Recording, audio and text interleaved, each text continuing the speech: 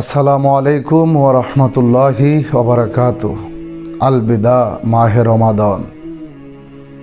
জুমাতুল বিদা, রমজানের অন্তিম প্রহরের সেই মহিমান্বিত জুমা, যার আবাহনে হৃদয়ের গভীরে নেমে আসে এক নিবিড় নীরব আবেগ।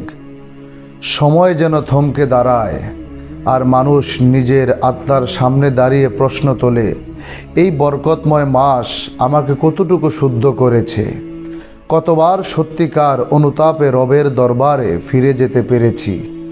আজকের দিনটি দুইটি কারণে বিশেষ তাৎপর্যমণ্ডিত।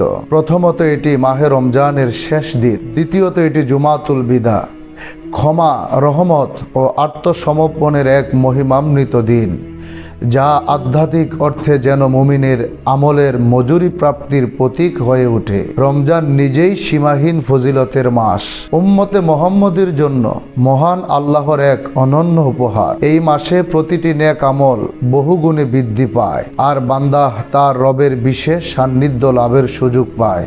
হযরত আবু হুরায়রা রাদিয়াল্লাহু তাআলা আনহু থেকে বর্ণিত হাদিসে রাসূলুল্লাহ সাল্লাল্লাহু আলাইহি সাল্লাম বলেছেন, মহান আল্লাহ ঘোষণা করেছেন, বনি আদমের প্রতিটি নেক আমলের প্রতিদান 10 গুণ থেকে 700 গুণ পর্যন্ত বৃদ্ধি করা হয়, তবে রোজা ব্যতীত, কারণ রোজা একান্তই আমার জন্য আর আমি এর প্রতিদান দেব।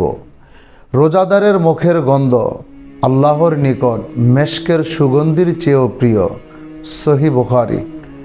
আজানের ধ্বনি আজ যেন শুধু নামাজের আহ্বান নয়, বরং বিদায়ের স্নিগ্ধ স্মারক।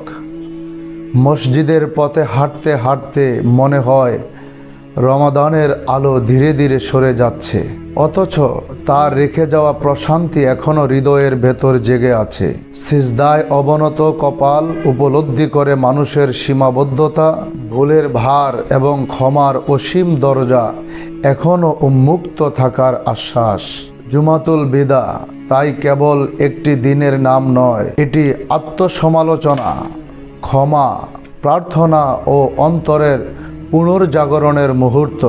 সিজদায় অবনত কপাল উপলব্ধি করে মানুষের ক্ষুদ্রতা আর দোয়ার অশ্রুতে জন্ম নেয় নতুন অঙ্গীকার। রমজানের শিক্ষা যেন জীবনের প্রতিটি দিনে বহমান থাকে। আসুন এই শেষ জুমাকে বিদায়ের বেদনায় সীমাবদ্ধ না রেখে পরিবর্তনের সূচনায় রূপান্তর করি।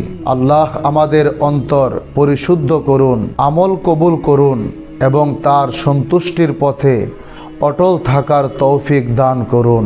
আমিন।